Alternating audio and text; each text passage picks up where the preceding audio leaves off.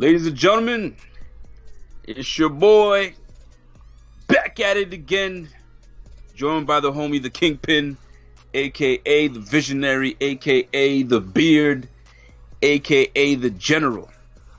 We up in this, man. What's going on, Rico? What is going on, homie? What's happening, my guy? Everything is good, man. You know. Yo, as a matter of fact, let me get up on the mic, right? Let me actually hold the mic today. Because for some reason, it seems as if people can't hear the Kingpin. They can't hear what I got to say. But guess what? Y'all gonna hear me today, though. What up, Rico? What is the word? Listen, man, everybody's been kind of wondering about what we're doing in the draft, what's happening in the draft, what direction we want to go in the draft. I hope everybody can hear me and can see me at this point. We just want to make sure technically that we good. Yeah. Are we choppy? Are we good? Are we back and forth? I just want to make sure we're straight. So, what direction do the Bills go in the first round? And only the first round. That's what I'm interested in. I have my 3 prospects that I could go. And listen, man, they're left, right, and center.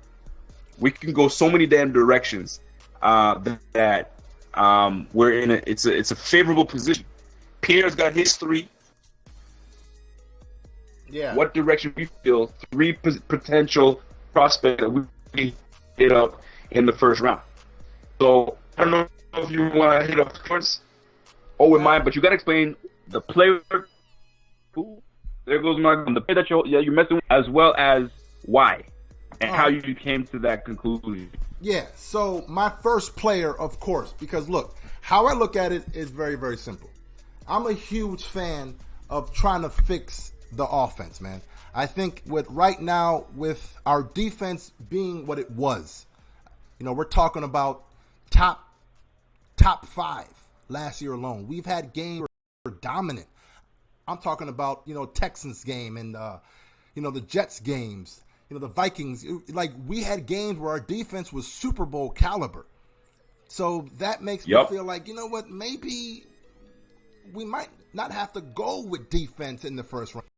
Our offense is what needs the most help. So my 3 guys will be 3 offensive players. Now, the season is all about who? Who, Rico?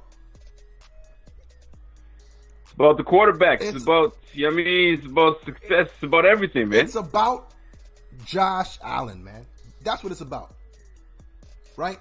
So the quarterback. I'm looking at it as, look, this is what needs to happen. It's either we're going to go with the wide receiver, and that's DK Metcalf. I like DK Metcalf. I think he could be a solid pick. He's the size, speed, he's an all-round star is what it looks like. Now, we've been down that road before, but who knows, man? Who knows? But I'm going to go ahead and go with DK as my number 1 prospect. My number 2 prospect. So go ahead.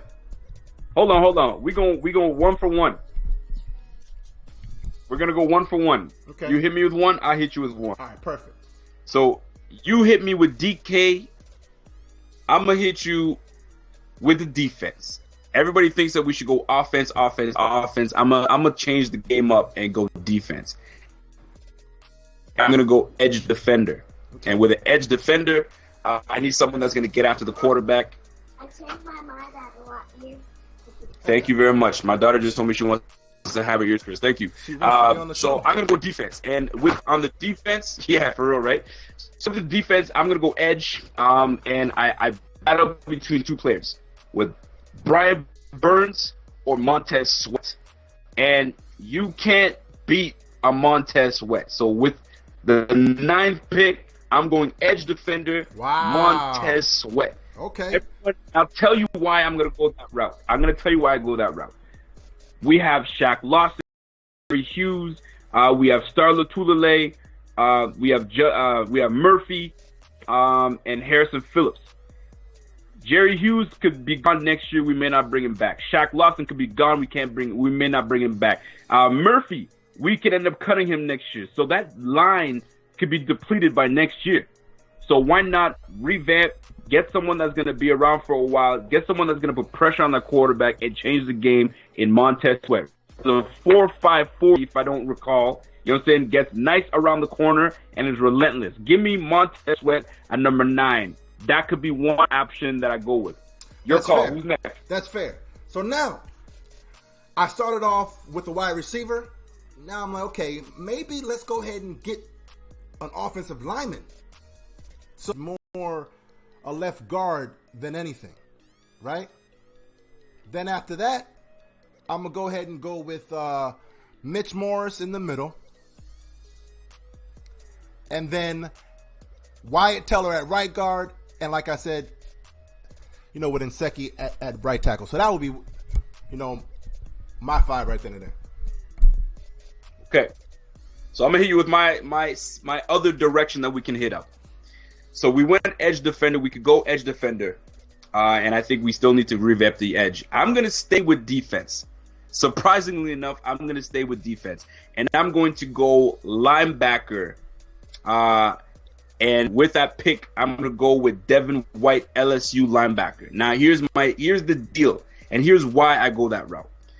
If we're about strengthening this defense and keeping this defense on top of things and shoring up that run defense, you bring in a linebacker that can go sideline to sideline. So now think about it. You pair up the 6'5", 250, runs a 4.5 40 in Trey Edmonds. Then you got safety turned linebacker that can still run in Matt Milano. And then you bring in a Devin White. You got the triple threat at linebacker. Okay. So you try and get by the D-line. You're not about to outrun any of these guys on this squad. So I'm going to go with the first pick, Devin White, linebacker for the Bills. What say you? All right. So now my last one, and I think this could very well be the first one as well. I'm going to go ahead and go with another offensive weapon, right? Now, we already have John Brown. We have the Cole Beasleys. We have the Robert Fosters, Zay Jones. I just don't see us going another receiver.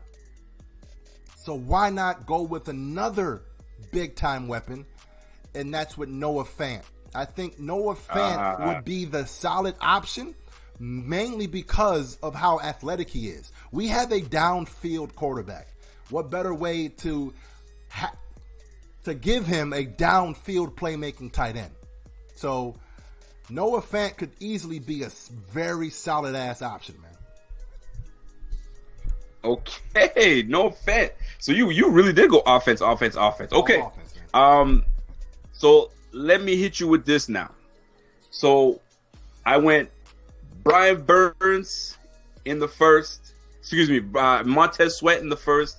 Then I went Devin White in the second. You know what I'm saying? As my second first rounder that I would take with the 9 pick. I'm going to stay with defense. Because I remember getting gashed by 270 yards by a decent run game from the Patriots. So I'm going to go Ed Oliver, defensive tackle, athletic as hell. Okay. Maybe the second coming of Aaron Donald. You just never know. He could be that guy, you know what I'm saying? Or maybe just a slight underneath him. I'm going to stay with the defensive front. Here's the thing, man. You win games in the trenches, right? Whether it's offense or on the defense. I think we invested enough money on the offensive line. I'm not saying they're all all-stars. They're not. But we invested enough money that we may stay away from going the 9th pick on offense. Defense is where we need to go at. So I'm going to go defensive tackle, Ed Oliver, change the game up the middle. J.J. Watt type of player, Aaron Donald type of player. Put him on the outside, put him in the middle. He's going to be there to disrupt play. That is his job. Ed Oliver with my pick as a potential option at number 9. You see what, though? Now, I do like the fact that you went heavy defense, and I can definitely understand the thought process behind going defense. It does make sense. But I've always been a firm believer that offense is what gets you to the Super Bowl. Defense is most likely what wins it, right? So Absolutely. We have to compete with the likes of the Patriots, the Kansas City Chiefs, and as a matter of fact, talk about the Chiefs. Look at the Chiefs. The Chiefs were a D-Ford offsides penalty from going to the Super Bowl. And their defense was ranked almost the last in the league. Right? So it's kind of like, is defense as important when you're having to, go against the likes of, the high-powered Chiefs? So I understand it, but I think this is an offensive league now, man. And it is. And because it's an offensive league, you have to have the defense to combat with these offensive juggernauts. You have the Chiefs that are high-powered. So if you can't match offense for offense, you better come with it on defense. Yeah. So I have to be able to stop that offense and hope that my offense can do a little something, a little bit of damage. But you can't go for offense. So if I can't, I'm gonna make sure that my defense is on par and locking stuff down. I like the fact that you want all offense. Offense is a necessity. Yeah. But defense, man, that could change the game, man. Turnovers, interceptions, you name it. We can score on defense too. True. So don't underestimate going with those picks at defense. All right, now, so we got some questions here. So William Reddick says, why not Nick Bosa? Now, I mean, what do you think about that? I will say this though, I'm on record. I'm on record on my Twitter saying that everybody thinks that potentially that we may stay still or move back. But what are the chances that we move up because we find someone that is a difference maker? And in my tweet, I said we could move up with 10 picks that we have. We can get a Nick Bosa or we can get another Josh Allen. So those are potential moves that Big Baller Bean can make. We just don't know. That is not out of the option. Yo, Rico, that's a nice ass point because I actually think it's either we're going to trade up early or we're going to trade back in the first. Because I just don't see us using all 10 picks. I really, really don't. So if yeah, I mean, like, go ahead. No, cause I was going to say if they like a person early, man, like in the top 5, I can see them moving up. I really, really can. Now, and why not? We got 10 picks. I can't see us using 10 picks. And not only that, we did the same thing last year. Did we not? Excuse me, a year before when we picked up Trey White. We moved back. Yeah. We moved back. And last year, what did we do? We moved up to get Josh Allen. And then did we move back up to get Trey Edmonds? If my memory serves me correct? Yeah. We moved up again, yeah. So we make moves. Man. So we moved up to pick up even Zay Jones. We make moves to get the players that we feel is going to be the best fit. So if my guy, Baller Bean, likes Quinnen Williams, that's a wrecking ball. Oh, you best believe he's moving up to get Quinnen Williams. Yeah. He likes an edge rusher in Josh Allen. He's going to get up and get Josh Allen. It's all about relationships, who he has relationships with, and who he can kind of strike a deal with. Yo, draft is coming around the corner, man. So get your draft mocks, your mocks ready. We're just talking about the first round pick. Now, I'm going to segue a little bit. Is there any more questions you want to read before we segue? As a matter of fact, let me go ahead and read this one right here. Let me go ahead and read. So I have Joey's says he said this is on the record. Yo, it's always on the record, man. Everything is on the record. He's asking if this is on the record? Yeah. It's always on the record. Yeah, it's on the record, man. It's recorded. Yeah. Hold on real quick. Let me fix this up real quick, man. I know yeah. people out there like, so as you fix this up, I'm gonna chat a little bit. Yeah, go ahead. Muhammad Naj says, I like Oliver or Taylor. Or Taylor at the 9th spot. Joey's Clean Lady says, Bean feels he's set with the team. He will just add depth. It's very possible that could happen. Bill Guy says they might move up and grab Quinnen Williams. They forget we have an offensive coordinator that had to face a Quinnen Williams impulse. So he might say, yo, that guy's a problem. We need to move up somehow, some way, and try to grab a Quinnen Williams. Anthony man, what's your name, man? Corey Giuliano says, Cam just got huge. Your cam just got huge. Yeah, I just fixed it. Yeah, I just fixed it. Yeah. Oh, we good? We good? Yeah. All right. And John Roberts says, we are in a position where we can move up, stay put, or move back. I love how they stack the deck so they can take objective look at all the players instead of drooling over mediocrity based on need. I absolutely agree with that, man. We can go in every which way. Move up, move down, stay put. You know what I'm saying? Make trades. Like, we are in a prime position. Nobody knows what the Bills are going to do right now. We can only speculate, but nobody can know what's happening, which I very much. Now, what I will say, Rico, is I've never been the biggest, how can I say it, the biggest champion of the draft, because the draft is hit or miss, man. It's hit or miss. People love draft picks. And I've always been a fan of, I would rather go with the person that I know than a person that I don't, right? So let's talk about the last 9 first-round draft picks, and you tell me what actually happened after that, man. All right. So we're going to start in 2010. So in 2010, CJ Spiller. I mean, I was excited when we got CJ Spiller, man. I was super excited. I thought this guy was going to be dynamite. You know, Chan Gailey was the perfect coach for CJ Spiller, man. How they used CJ, it was awesome. His best season, as it says here, was in 2012, where he had 1,244 yards with 6 touchdowns. I mean, the guy was dynamite that season. It just didn't pan out. You know, we had a new coach, a new system. It just didn't pan out, man. What you think about that?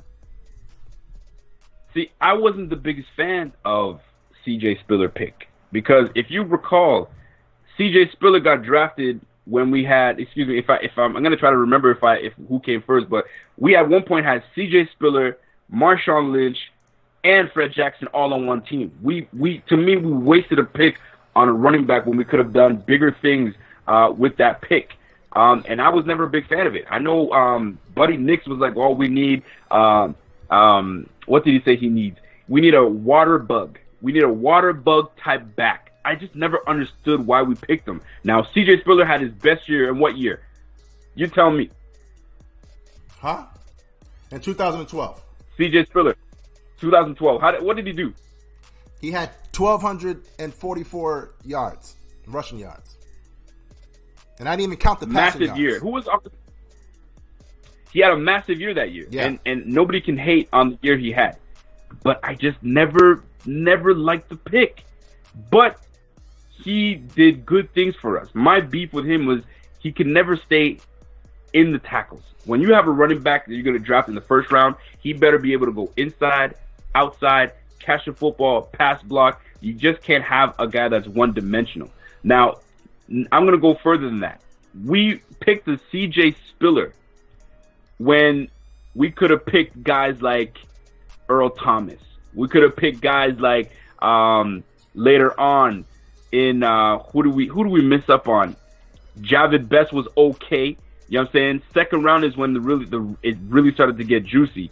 And we miss out on guys like I'm looking at my list here. Yeah, but look, if we never got rid of Chan Gailey, I think that CJ Spiller would have been a solid damn player for us for years. It was the fact. You think so? I mean, the proof was in the pudding. In 2012, he had an amazing season. And if I put up he almost had, close to 2,000 yards of all-purpose. So I look at it as, if in the right system, CJ proved that he was able to produce. It was just that our defense was horrible, and we ended up firing Chan Gailey. So, but think about it though, man. We let guys like Des Bryant go. We let guys like Demaryius Thomas, guys that were big time players at the time. We let these guys walk. You know what I'm saying? Like, we could have made some big things happen, but I mean, with the CJ Spiller, it just never hit for me, man. It just never hit for me. I sound like Randy Jackson. It didn't hit for me, dog. It didn't hit for me, dog. It didn't work for me, man. But CJ Spiller in 2010, I'll give it to him. 1244, 6 TDs. Not a bad 2012 season, but he was never the same after that. After that, he just went on the decline. All right. On the decline. So in 2011, Mr. Big Stuff, Marcel Darius. Mr. Big Stuff himself, Mr. I'm your captain now. I'm you know your captain now. All right. Now his best I'm season. Your captain now with the sailor hat. yeah. I mean, I was a fan of the hat, man. Yeah. He wore that hat everywhere. But anyways, in 2014 was his best season, man. He had, 49 tackles and 10 sacks. Now, when this guy was on, he was on. He was on. So he was on. And things didn't work out, for whatever the reasons are. But I was actually. What do you think the reasons were? I really don't know. Why man. didn't it work out for Marcel? I think it was more because you got. Yeah, now go ahead. To me, you have a guy in Marcel Darius that in his final contract year had a massive year. He had a 10-sack season, was primed to be big things. And then my guy got paid and just declined. Now, was it a coaching change that made this happen? I don't know what it was, but like when you pay a guy like that, and this was in the era that Buffalo was known never to pay their players. You know what I mean? We always let the rookie, after the rookie contract was done, you're out of here. You're gone. So Whaley tried to change the game up by keeping and retaining his own. And thus in lies of our guy Marcel Darius, man. I really had big things and big hopes for him, but damn, man, we let that one get away, man. We let that one get away. Now, it could just very well be, and it sucks to even say this, man, because like you see, players like Albert Hainsworth who they get paid and then all of a sudden it's just like nothing. It could just very well be money, man. Oh yeah.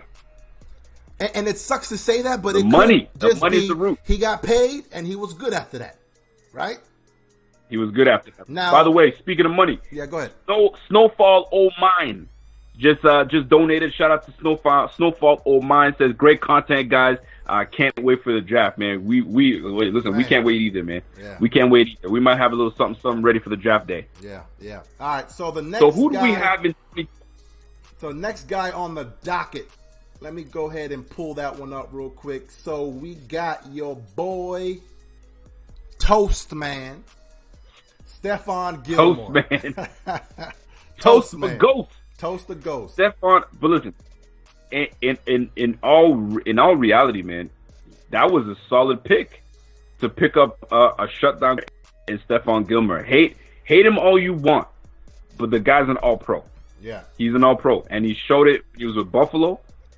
You know what I'm saying? Other than a few times that he was left in the toaster too long, but he's showing it in New England right now. Look, and he got paid. Look. I've always been a fan of Gilmore, right? Look, this is the problem with fans in general, right? Is that when they're ours and there's any sense of any type of controversy, we're immediately so quick to want to, turn the page. Gilmore was a baller for us, man. He was a big time player. He always was. The issue is like, going back to Robert Woods. When Robert was a free agent, oh no, I'm not paying him $9 million. Nah, he ain't worth $9 million. Now everyone's like, dog, we want Robert Woods for $9 million, right? When you're a free agent, you get paid, man. That's just how it works. We should have kept Gilmore, but it is what it is, man. It is what it is. It's like the old girlfriend that leaves, and you know what I'm saying, you guys are trying to work things out. She wants to work things out, and you just don't see the value in working things out. And then when she's gone, you start remembering the little things, man. Oh man, when she used to get out the shower, I used to remember the smell of her body wash, or you know what I'm saying, or she'd make me a good, nice meal. I don't have that no more. You start missing that. So that's what Bills fans right now were doing when Gilmore left, and he's doing real good things in New England. Now, I'm not complaining. You know what I'm saying? It was a money issue. He wanted a certain amount. We couldn't match it. We let him go, and it is what it is. I'm not going to let you slide on that. What it was this. And I'm going to be honest with you, right? We kept Tyrod. Keep it real. We kept Tyrod and let Gilmore go. That's what it was. We chose to pay Tyrod instead.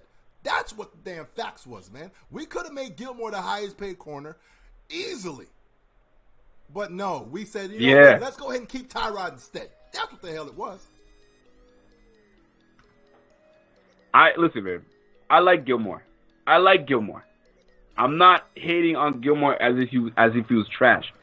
But when you leave and go to the enemy, yeah, you're right. You're dead to me. You're right. That's it. You're right. You're dead to me. Damn right. It's over. It's over. And now he plays us twice a year, and he wants to try to dog us. Okay. Yo, listen, Cole Beasley, you feel me? John Brown, Duke Williams, Zay Jones, Robert Foster. Every one of y'all better get ready because New England, we gotta bring in the heat to them, man. Yeah. We gotta bring the heat to them. Now, next pick is a controversial one. But hold on. I think it's a controversial. Before we go there real quick, huge shout out to CPM and with a nice donation. His question is, what is your prediction on the Bills' record?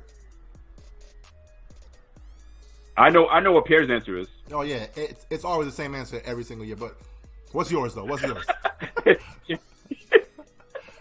You know what? I'm gonna take Pierre's answer. I'm gonna do the same thing. I'm gonna go with what Pierre said. All right. We're going 16-0. 16-0. 16-0. Listen to me. 16-0. Why in the We world? gotta go 16-0. Look, I've never understood the the mindset of picking a loss. Like, you know what? We're not going to play good this game. We're going to lose this game. Dog, if we play at our best, we can win every single game. So we'll be over here in the words of Herm Edwards. In the words of Herm Edwards, what is it? You play to we win. Play to win the game. We play to win the game, man. 16-0 is what the Bills are going through. That's what it is. 16-0. We're going 16-0. Right. But this next pick is a controversial one. The 2013 draft. The Bills trade down, right? I think we were in the 8th or 9th spot. I can't recall per se, but we traded down to the 13th spot, and we picked up EJ Manuel. EJ Manuel. Man, I had high hopes for EJ Manuel. I really did, man. I really wanted EJ Manuel to succeed. Like, for a African American quarterback, there's not many of them that get chosen to lead a franchise. So the stigma is always these guys are not good enough to be quarterback.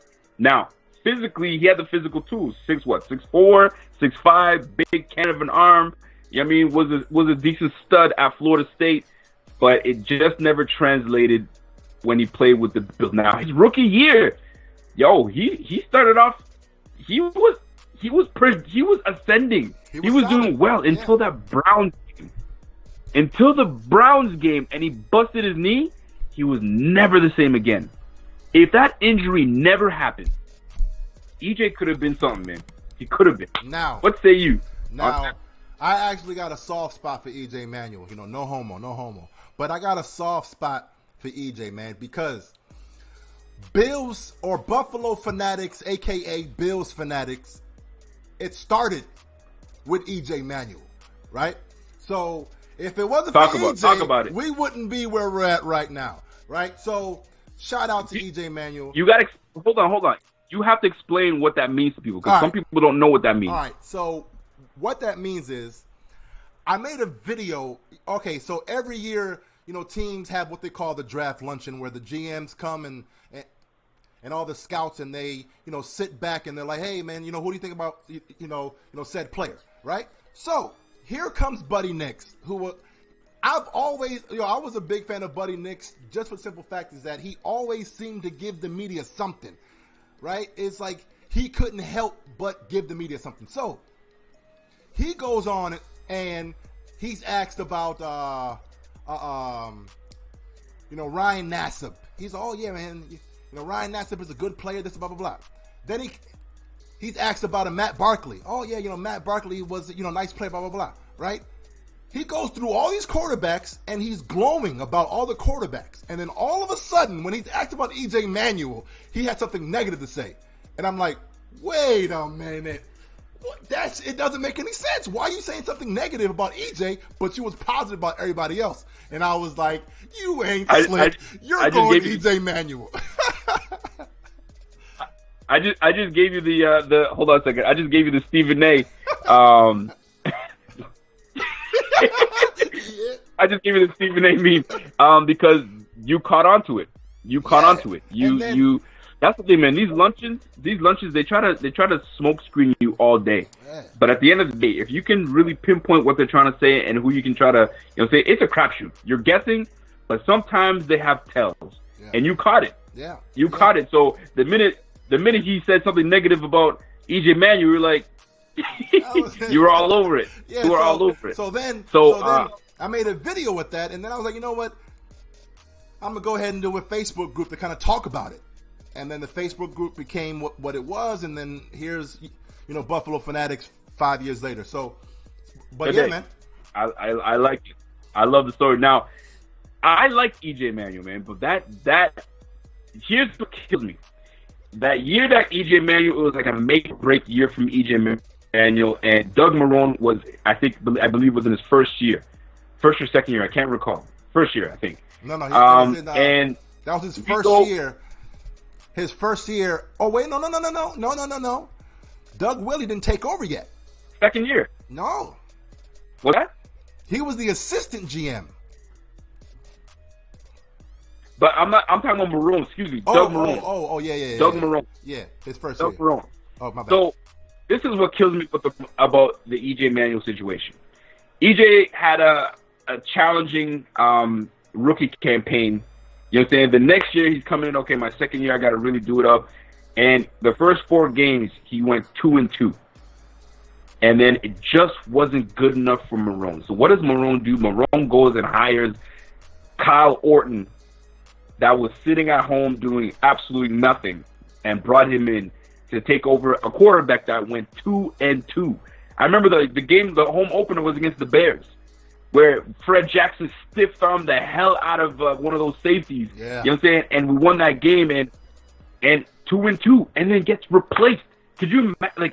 He had no love for EJ Manuel and never gave him a shot. That's what happens when a coach does not believe in the quarterback or his guy. He's ready to pull him and yank him. And would you say that he got a fair opportunity at retaining his position, or was he given a fair shot and he just couldn't cut it? What are your thoughts? I mean, I personally think that it wasn't a fair shake, but I somewhat understood it though. I understood it for the simple fact that just knowing that it's about winning games, man, and we weren't necessarily winning off of because of EJ. Now, I do understand he was a rookie, and or like at that time he was in his second year. But yep. I mean, I'm like, I don't know, man. I don't know. It's one of those things where just as a coach, I didn't want to draft you to begin with, and you're proving that you're a liability. Now, how we lost that Houston game was a big game. That pick 6 by JJ Watt, you're like, oh hell no, dog. Come on, EJ. Right? So listen, hey man. That game that I still hold that game dear and near to my heart, because that pick 6 was a heartbreaker. We were in that game. In it, and we were marching. He was moving the rock. EJ was moving the rock, and then JJ Watt with the pick 6. Oh, that was a heartbreaker. I could understand why everybody said, get him the hell out of here. Get this guy the hell out of here. I could understand that. But anyway, EJ Manuel, 2013 first-round pick. A lot of people will say that was an epic failure. I mean, we can't go wrong, man. 2013 was his best year. Well, no, 1,900 yards. No. I wouldn't say it was epic failure. Why? Because, okay, this is where we went wrong. We went wrong waiting until, let me take my favorite saying. We went wrong because we were toying around with the position in 2012. We said, you know what? Let's just see what happens with Ryan Fitzpatrick one more year. And then we were left to now having to draft a quarterback. Now, what I will say is this. EJ Manuel, we drafted the best quarterback in the draft, in my opinion. I still believe he was the best quarterback at the end of the day, right? It wasn't a strong one. It was either him or maybe a Matt Barkley. But, I mean, I'm not going to knock them for making that decision. It just happened to be a horrific quarterback year, man. I hear you. So EJ Manuel out the window. So 2014, first round pick. We move up in the draft. We move up in the draft to pick Clemson receiver Sammy Watkins. Oh my God, Sammy Watkins. Listen, talk to me on the Sammy Watkins pick. Now look, how did you feel about the move up? I was running all around the house going crazy when we drafted Sammy Watkins, man, because at that particular time, I don't give a damn what anybody says. He was the number one wide receiver in the draft, hands down. He was the number one prospect. What he was doing at Clemson, how he was used, you're like, dog, this guy is dynamic. I like Sammy Watkins. I like the Sammy Watkins pick. We had our quarterback in in EJ Manuel. We had the big cannon of an arm in EJ Manuel. So why not pair him up with a nice deep threat receiver? It makes sense, and right? it makes sense. And Sammy's first year was the shit. You know what I'm saying? What did he have his first year? I think it was his rookie year. So yeah, 2014. The next year was his best year. Yeah, but he had what? I think he just made it over 1,000, just shy of 1,000 yards his rookie year. I think he had like 980 yards or something of that nature. And he had a promising year. And then the next year he had an amazing year. He had 60 receptions, 1,047 yards, and 9 touchdowns. That was the year that Sammy said, "Hey, I'm sick and tired of playing second fiddle. Hey, Taylor, throw me the damn ball. You see, let's go." Look, this was my biggest gripe with the offense in general, right? I'm not even going to knock on Tyrod. It is what it is, right?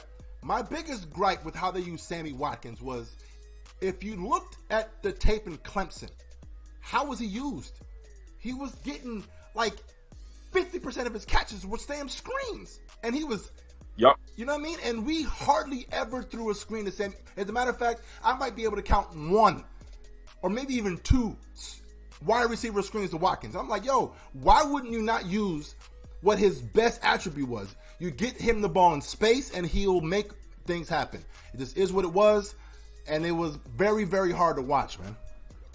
It was. And the worst part is that Sammy could play with any quarterback. You give him any quarterback, he can make things happen. But the one thing that stood out to me about Sammy Watkins, and I always had an issue with this, was my man was always afraid to go for yak. Oh, here yak, we go. Here we go. Yak. I'm telling you right now, if you want to be a nice receiver in the NFL, you must learn how to catch the ball and run yards after catch. Sammy was a guy that would catch the ball and go down. That's not a type of number one receiver you want going forward on your squad. I want you to catch it, and I want you going for 6 every opportunity you get. And you know damn well that Sammy was not a yak monster. That boy was soft as Charmin. Well, no, I don't want to hear anything about I can agree. I can agree that he wasn't a yak guy. You know, but not a yak guy. Yeah, he wasn't a yak guy yet. But we can get into arguments like that before, because we've already gotten into arguments about that. Yeah. But Sammy Watkins was supposed to be the turnaround. He was supposed to change this franchise, give us that offensive boost that we've been lacking since Stevie Johnson, my favorite of all time as a Bill. But golly, man, I wish Sammy Watkins worked out, man, because it would. Stevie Johnson? Yeah. Yes, Stevie Johnson, my favorite Bill of all time. You nuts? Of course. Nice. Stevie Johnson, that's my guy, man. Yo, as a matter of fact, anyway. Fans, real quick, man. Who's your favorite wide receiver of all time? Or, my bad, your favorite Buffalo Bills receiver of all time, man? Hit us up in the comments. Yo, real quick, big shout out to Kevin Snyder with a donation. Kevin, thanks, man. Appreciate it. His question is... Kevin Snyder. Yes, sir. What's good? His question is, of course the Bills are going 16-0. Like, it's simple. It's simple. It's simple. We are going 16-0. Yo, sometimes you got to speak it into existence. 16-0. That's what we're doing. So that's what we're doing, man. So your favorite receiver is Stevie Johnson. My favorite receiver is Eric Who's yours? Moulds, man. Eric Moulds. Eric Moulds is my favorite Bill of all time, man. I feel that Eric Moulds is getting the Larry Fitzgerald treatment, where he's just I just haven't had a quarterback, man. If you would have given Jim Kelly more years with Eric Moulds, man, I think they probably would have won the Super Bowl. Eric Moulds. I don't know if anybody's seen Eric Moulds. I met Eric Moulds face to face a couple years back, and my guy is jacked. Yeah. He's yoked. Yeah, he still is. Dude is he looks like he can play right now. That's how in shape this dude was, man. But yeah, man, shout out to Eric Moulds, shout out to Stevie Johnson. Stevie Johnson is my guy. And the reason I love Stevie Johnson is because he's the one who got the fans more involved and made Buffalo a thing. You're right. You feel me? So good point. He made us excited to be a Buffalo Bill, man, and he didn't give a damn, and he rocked for the city, and to this day he still does. Yeah. So shout out to my guy Stevie Johnson. So we're gonna go past Sammy Watkins and his soft ass with his broken foot. Hold on. Chill. We got Dave Myers who said Eric Moulds. We got Kathy Barnaby. Is that Kathy Barnaby? What up, Kathy? Shout out to Kathy Barnaby. Man. Where you been, girl? Thank you. Where you been? She says Andre Reed, of course. We got a Zoomer said Reed. Bills. This guy says Fred Jackson. All right. Hey. I mean, he was a receiver too, man. You know what I mean? Jose Ponce says Stevie Johnson was an amazing receiver. Bills fan 783 says Stevie Johnson was another type of Chan. He's one of Chan's guys. You know what, Chan? I think he really liked Chan. Yeah. That was a good dynamic between those two. I mean, Willie Ford says Stevie all day. Like Someone's Samuel Crabtree said Peerless Price. I haven't heard that name in a long time. Ooh, you know what? I've never been one of those fans that like hate players when they leave. Right? I'm always like, hey man, you know, business is business. It is what it is. But Peerless Price was the only player I was like, you know what, dog? Fuck you, man. Why'd you have to go to Atlanta, dog? We had it set. We had Drew Bledsoe, Eric Moulds, Peerless Price. It was beautiful. Travis Henry. Travis Henry. Bro. You know, Josh Reed. I'm like, dog, this is the perfect trio. And then this fucking we couldn't keep it together. Let me tell you this though. If Doug Whaley were the GM then, I guarantee you he's keeping everybody together. Yeah. I'm just saying. No. He's keeping everybody together. All day long. All day long. But yo, so 2016. 2016, everyone knows we drafted Shaq Lawson. Shaq Lawson, his best season was in 2018. I mean, this past season, with 30 tackles, 5 pass blocks, and 4 sacks, which is a solid. It's not first round solid, but as far as Shaq and how he's been, that's pretty solid, man. Shaq Lawson. I don't even want to begin with this. All right, it starts off with Coach Rex Ryan. Yeah. Rex Ryan decided to come in and change the philosophy. We were a solid bunch with a 4-3 defense. He came in and changed us to a 3-4 defense, then brought a whole bunch of soft-ass Clemson guys, and Lawson was one of them. Now, I will admit, I was not a fan of Lawson when we first drafted him. I was like, all right, I wasn't too crazy about it. And then, you know what I'm saying, he started coming on last year, and he really came on. So I'm giving him an opportunity this year. I wasn't on board the year before. I said he was soft, he should get cut. Last year, he really came on and showed himself. This year, he's in his contract year, if you will. He better play hard because they're not going to pick up that 5th-year option if he doesn't this year. So we're about to find out what's really good with Shaq Lawson. He's got a lot of potential. Yeah. But is he part of the future of this team? We're about to find out this year, man. So Shaq Lawson, he's a big question mark for me. I'm still unsure. I'm encouraged, but unsure. I mean, I'm right there with you. I wasn't a fan of him coming out mainly because, you know, after watching the film, I just didn't see him have a lot of pass rush moves, right? And I'm like, it's a little suspect. But he's a bull rush extraordinaire. He's a bull rush, exactly. And I'm like, that's not going to work. And it hasn't worked. Yep. Now, he has gotten better. I will give him that.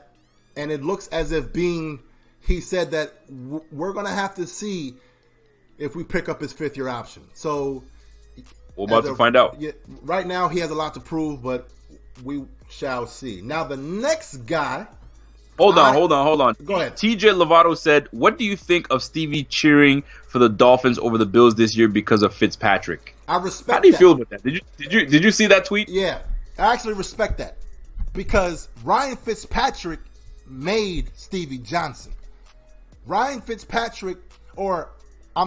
Stevie Johnson was Ryan Fitzpatrick's number one target. He made this guy. He has a lot of love for Ryan Fitzpatrick, man, and I can respect it. At the end of the day, yes, he played for the Bills. One, he's not from Buffalo, and two, the team let his ass go, right? So it's all about, if you ask any players, their whole big thing is what they miss the most is the locker room. It's the players in the locker room. He has always had love for Ryan Fitzpatrick. Now, he only said he'll root for the Bills, but not against the Dolphins in those two games. So I can respect that. I mean, it is what it is, man. To me, I'm indifferent on it. If you're rooting for the Dolphins, you're rooting for the Dolphins. I know where your heart truly is at. Yeah. But you're only rooting for the Dolphins because of one player. So instead of you saying I'm rooting for the Dolphins, just say I'm rooting for my guy Fitzpatrick. We would have been just fine with that. No, you know what I'm saying? But you because my guy. Look, I root for the Lakers. And it's only because of one player now. I follow my player wherever he go. Wherever you go, baby, I'm right there with you. Oh, you're baby. that guy? Yeah, I'm you're that guy. Now, because I don't really have a basketball team, so I kind of root for the players, right? And I'm a huge You're not a Wizard. I thought you were a Wizards fan. Yeah, but it's I'm a closet Wizard fan. There you go. There you go. I'm a LeBron James fan, for real, right? So it's what it is. So we're gonna move on past Shaq Lawson, and we're gonna move to Trey White in the 2017 draft. We draft Trey White. How do we acquire Trey White? Do you remember how we acquired Trey White? This is a sore spot for Pierre. I know it is, and if Pierre can't talk about it, I'll talk about it for him. Yeah, nah, man, go ahead. I can't talk about this one, man. All right, man. We had an opportunity to draft Magic Mahomes. Hold on. First, before you even go on real quick, let me go ahead and say this. Buffalo Fanatics has been on Patrick Mahomes months prior to the draft. Everyone was like, how can you go with an air raid quarterback? He's not going to be good. And we were like, yo, especially me and Bobby were huge. We were like, dog, if you watch the film, this guy's amazing. It was everywhere. And I was like, I don't care where we pick. I would pick his ass at 10. I don't give a damn. Oh, no, he's a second-round guy. I'm like, whatever, dog. So go ahead and So go, Rico. we as the Bills, we had the 10th pick in the 2017 draft. The 10th pick. We had an opportunity to draft two quarterbacks that are actually very good quarterbacks today. One of them being the former or the current NFL MVP, throwing for 50 touchdowns. Just had a balling year in Pat Mahomes. Traded with the Chiefs.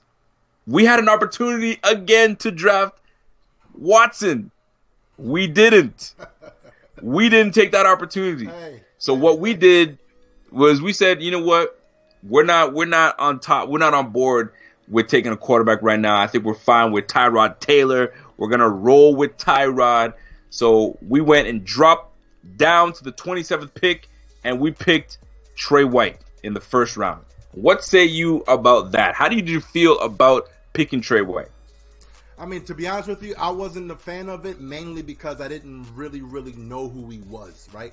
I mean, like, same here. You see what I'm saying? Like, you don't really, dig that far deep in the damn film room to find every damn player, right? You get sold on a player, and you just riding that shit all the way through, right? So I was sold on, telling you. You know what I'm saying? So I was sold on Mahomes, and I was pushing Mahomes every chance I got, and it just was what it was. Now, looking back on it now, and it's a big if our next draft pick pans out, then it made sense, right? We got the franchise corner with the franchise quarterback, so it makes sense. But I would have still went with Mahomes. I mean, of course, who wouldn't have? Now, a lot of people say this though. Would Mahomes be the Mahomes he is now if we drafted and brought him to Buffalo? Think about that for a second. Okay. Let me ask you this Mahomes question. Buffalo, would he be the same guy he is right now with the Chiefs? Okay, fair question. Fair question. Would it be safe to say that he would have at least been half of what he is now? Absolutely. So what the fuck is half? Half is still you getting fucking your 3,000 yards and 30 touchdowns. You know what I'm saying? So it's like, come on, man. It's I don't know, man. Now I will say this though. Coaching is everything. Yeah, you're right. Coaching is everything, man. You have a dude that can bring the best out of you and show you excellence, then yes, you're gonna get half of Mahomes. That'd be great. Yeah. Who was running the show? You know what I'm saying? With Tyrod behind, it was freaking what's that dude that just got Dennison? Yeah.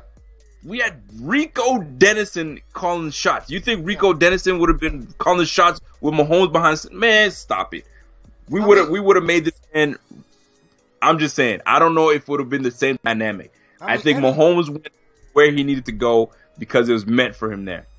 You know, any Rico calling the shots is never a good thing, man. So you're a clown. I'm right there with you. That being said, back on Trey White. Now that we look at what we have in Trey White had a tremendous rookie year. Should have got rookie of the year first and foremost. I don't know why they gave it to the Saints cat. I forgot that Saints cat's name, but they gave it to that cornerback from the Saints. It should have been our guy in Trey White. Trey White is a solid corner, and he is going to he's going to get paid. He's going to get paid, man. He's playing well. We need him to have a big year again. I think he's a candidate to go to the Pro Bowl this year.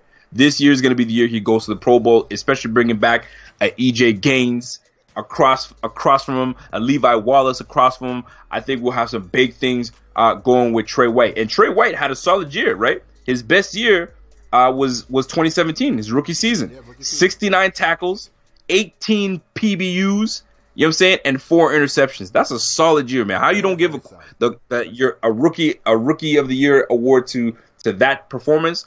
I don't get it. I think that's hate. I think it's because he played for the Bills. Yeah, I mean, he plays for the Bills, man. You know, the Bills, for whatever it is, man, the Bills aren't looked as a franchise that has talent. I'll go ahead and say that, right? You have the Saints. I'll put it that way. I like it. You know what I'm saying? So, Marshawn Lattimore, he was the guy that you were talking about. I mean, Marshawn Lattimore, that's it. Exactly right. He plays for the Saints. You got Drew Brees. They're in the playoffs. Yep. It's fine. It is what it is. Marshawn Lattimore, you're right. But yeah. Trey White, man. Trey White with the 27th pick in in the 2017 draft. Now, in 2018, let's actually go to the second first round pick before we go to the first, right? We gotta have the grand prize, to the grand prize. So, absolutely. 2018, your boy Trey Edmonds. How do you feel about that one, man? I think I knew about Trey Edmonds. I didn't think we were gonna get Trey Edmonds. First and foremost, I thought, okay, if we're gonna try to get something in the second round for defense, he's gonna be gone by then. I don't think we're gonna have an opportunity to get it. I was watching him, 6'5", you know what I'm saying? Runs the 40 at 4'5", 250 pounds, great direction, big fella. Come on, man, you can't go wrong with that specimen. And we pick him up in the first round. That was a steal. And his rookie year. Let me see if I got my stats correct. He had what? I think he got 2 interceptions. Yeah, yep. So right now he says his rookie season, he had 121 tackles, 12. Oof. He had 12 pass breakups, 2 sacks, and 2 picks. 2 picks. You can't go wrong with that on a rookie year, and he's only gonna get better. Golly, man, that's a solid pickup by McBean. McBean showed out and picked up Edmonds. Edmonds is gonna be a stud middle linebacker, man. 100%. Now, I was shocked too, because if you look at just his rookie tape, you're like, this guy is nice. This guy is nice. But I'm still on this campaign, and I want you to tell me how you feel about that. And the fans who are watching, you can tell me too. Do you feel that even though he played solid at middle linebacker, do you still feel there's a possibility of of saying, yo, if he played at his natural position, he would be even better. Because look, how did I know you? Because look, Matt Milano, he was our best linebacker, hands down. He was our best, right? It wasn't even a question. And he was playing at outside linebacker. Imagine Trey Edmonds is a better talent than Milano. Imagine putting Trey Edmonds where he's always played outside linebacker and put it as a natural and say, yo, you see ball, you get ball. I think he would be even that much better. That's just me. Now, I'm not knocking him playing where he's playing now. I think he would be able to progress into being a top middle linebacker. But, man, he would be a Hall of Fame outsider if that's the case, man. Now, Dave Myers, shout out to Dave Myers. Dave Myers says he's suspecting coverage, needs to play outside. So he's agreeing with you. Yeah. Make him play outside.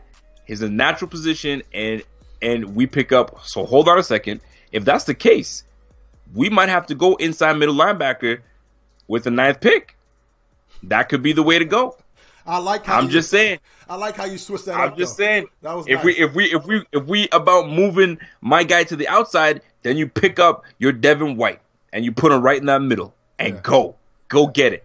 You know what I'm saying? So with that second first round pick, we picked up Trey Edmonds. Now, let me go back to 2017. Yes, sir. 2017, we gave up the opportunity to draft Pat Mahomes. We gave up the opportunity to draft Watson. So now, clear as day that we're looking to pick up one of the 4-5 quarterbacks in the 2018 draft. And in that 2018 prospect draft, we had Lamar Jackson, Josh Allen, Sam Darnold, Josh Rosen, and I'm missing one more, Baker Mayfield. Yep. Those are your big 5. So that was the big draft class. You know what? Buffalo's not going to grab any of those guys right here. We're going to wait to see if we can grab one of these big kahunas, right? So the big shakeup was when the Jets moved up to number 3. And when they moved up to number 3, they picked Sam Darnold. So now it makes the Bills on the clock. The 2 quarterbacks remaining on the board were Josh Allen and Josh Rosen. Pierre, take it away. With the 2018, or my bad, with the 7th pick of the 2018 NFL Draft, what? The Buffalo Bills select Josh who? Josh Allen. Listen, let me tell you something. When they said Josh Allen, my face, I had a live stream. I was like, what? This was a no-brainer. You gotta pick Josh Rosen. Gotta go Josh Rosen. Exactly. I'm gonna admit it. I wasn't the biggest fan of this. I was like, whoa, what are we doing? Yeah. Well, we had an opportunity to grab the pocket quarterback that we need, and we pick up the guy that can't stay in the pocket, the guy that constantly runs out of the pocket. Oh no! Oh hell no! The guy that has 56 completion percentage. Oh hell no! Yeah. But are we eating our words or not? I mean, it was definitely one of those situations where you sit back and be like, okay, now again, it's still early, but my guy said, what? What? Right? Now look, it's still early. Now, of course, we all hope that he's the franchise because we're tired of having to go through this bullshit, right? But everyone was going for Josh Rosen. I mean, all the media was talking about Josh Rosen. Everyone was Josh Rosen. So when it was Josh Allen, yeah, it was a tough pill, man. It was definitely a tough pill. It was a tough pill. Now here's the deal, though. I had to, like we all had to do. I mean, I don't want to say all because there's a lot of people that were fans of Josh Allen. But a lot of us had to force ourselves to fall in love with this man. We had to see the silver lining. Okay, fine. He's with us. You can't hate on the guy. We have to find reasons why to like him, why to love him. Then preseason came around, the offseason, he's saying all the right things. Then you go back to look at his pro day. Then you look. So then I'm like, man, okay, maybe he is nice. All right, so let's watch him through preseason. What made me kind of say, oh, this guy might be all right, was first game of the week. first game of the week. It was week 1 against the Baltimore Ravens when Nate Peterman stunk up the joint. I find a way to say Nate Peterman's name every damn live action. Nate Peterman stunk up the joint. When Nate Peterman stuck up the joint and against that number 1 defense in Baltimore, I mean, you got to give him credit for that. You're going against the best defense, and you're not a very good quarterback. I'll admit it now. Anyway, Josh Allen came in the game. Rico, hold on, Rico. You're not slick, dog. You're not slick. Yo, fans, real quick. You see how he put in there? Oh, Nate Peterman played against the number 1 defense, dog. You can't give him an excuse. Because it's the fact. Defense. He was a bum. It's the fact. He's playing against the number 1 goddamn defense. I don't give a damn what you say. Anyway, all right, go ahead. Then Josh Allen comes in the game, and there was a sense of poise. There was a sense of no panic. There was a sense of like the game is slow for me. So when I noticed that he was climbing the pocket and moving around, I was like, yo, this guy might be better than I anticipated he would be. You know what I'm saying? And that was just at the end of garbage time game. So what does that really mean to you? Then we had the next game against the Chargers to kind of to see what he's really about. I mean, the rest is history. Yeah. Are we on board with Josh Allen as our quarterback of the future? I'm in. I'm in too. What about you? Yeah. I'm in. Yeah. And when I'm in on something, I'm all the way the F in. Yeah. I'm in on Josh Allen 100%. But it's just because we have to remind ourselves as fans that we can sit here and watch all the YouTube game, tape, film, whatever you want to call it. We don't know the person. We don't know Josh Allen, the person. All we saw was him take a massive decline, but then we failed to put a lot of things into context, right? You know, he didn't have any talent on the roster. You know, he was trying to play hero ball. You know, we didn't know like how much of a leader he was. I mean, all those intangibles, we had no idea. Now that we see it firsthand, we're like, you know what?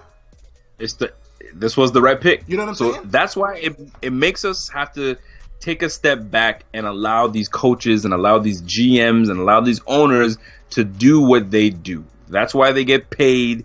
That's why we are here on this side of the computer screen and they're in the war room. Hold on. I think I can be able to do their job because if I would have drafted Patrick Mahomes, we'd be in the damn Super Bowl right now, man. I'm just saying. But anyways, go ahead. I think you got too much chemicals in your beard and it's going up into your nose and you're not thinking right. You're not thinking straight. Now let me tell you this though.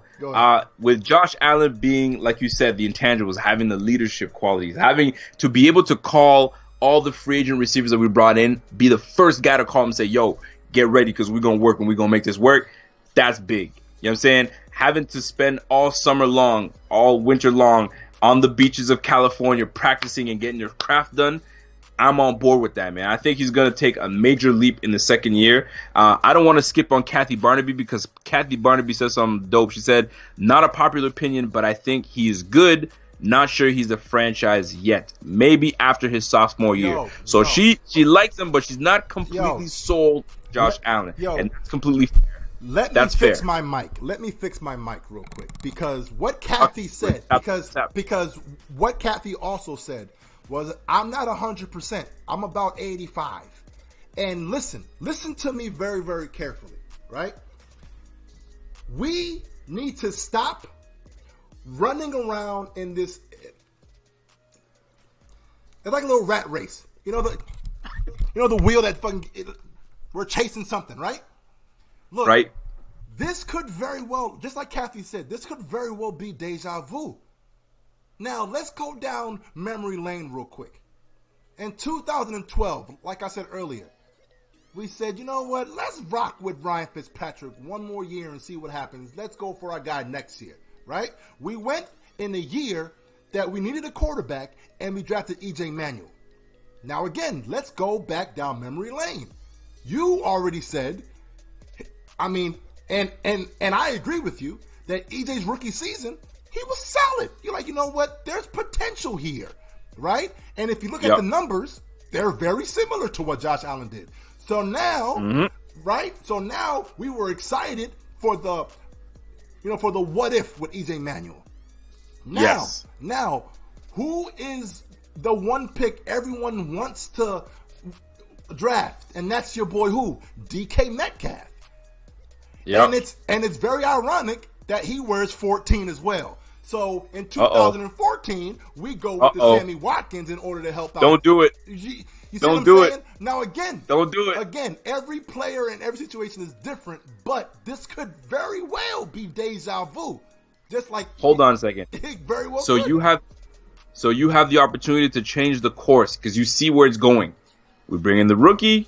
The next year we bring in a receiver to help to pair and help him out. Do you follow that trend or break that trend to not go back down that same path? You know what? I've always been a fan of every player is different, right? Every situation is different.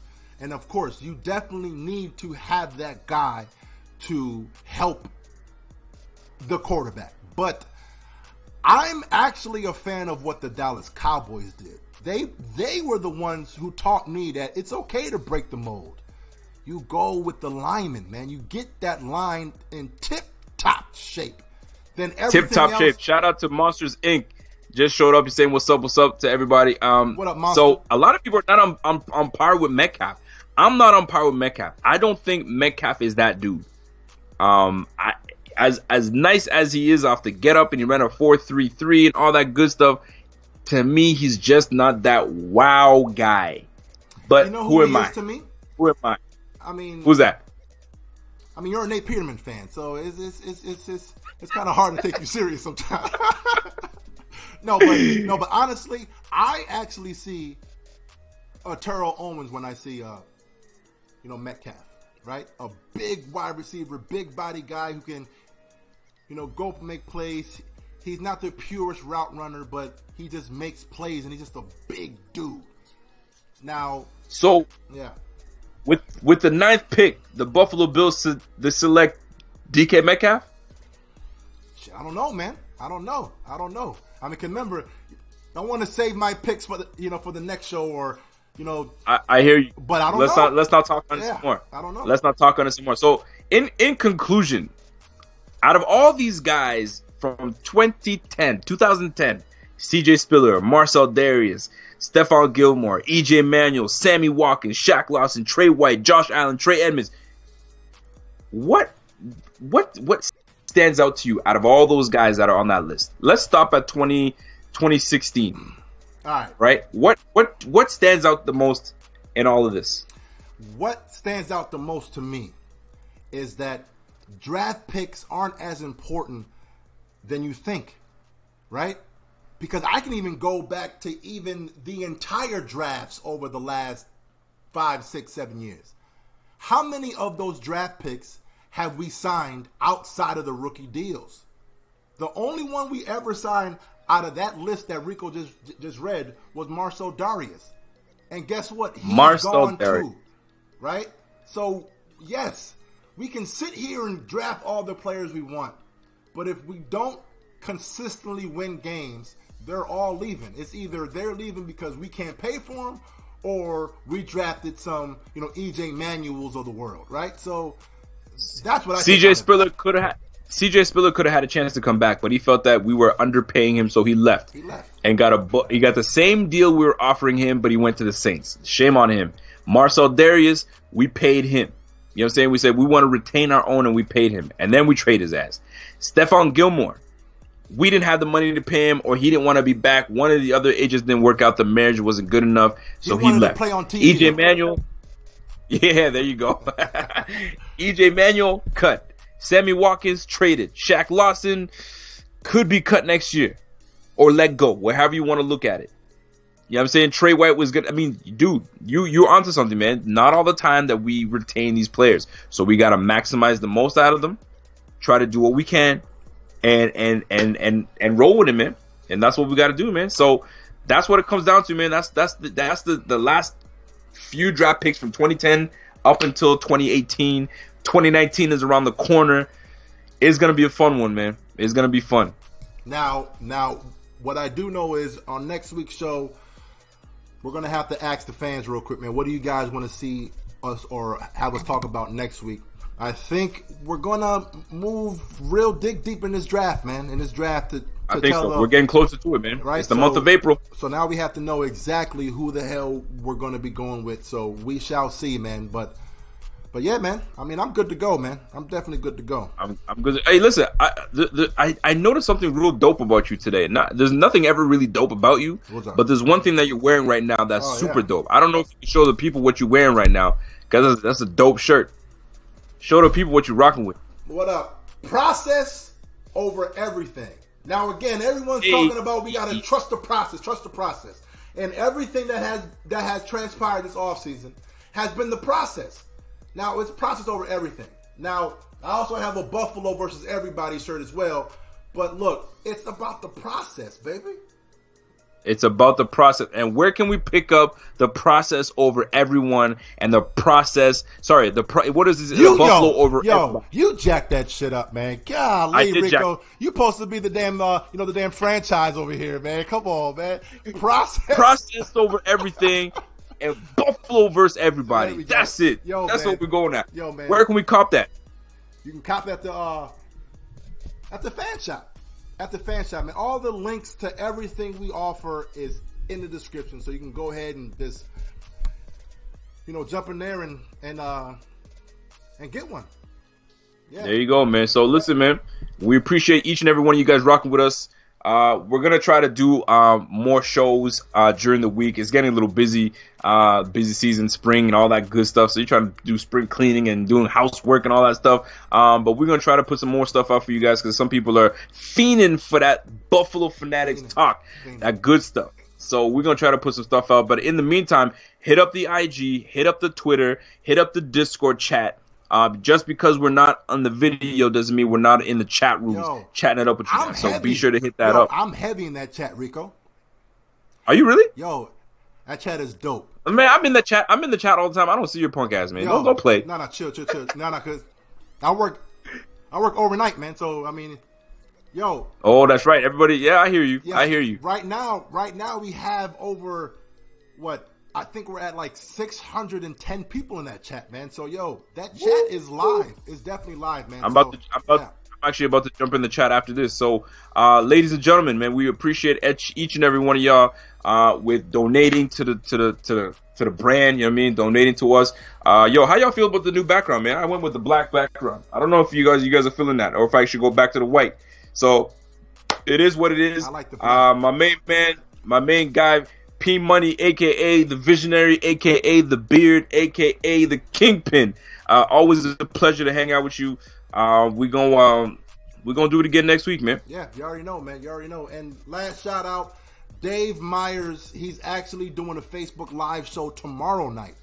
So Facebook on there. Dave Myers will do his thing. But Rico, as always, it is what it is, man. Rico the franchise.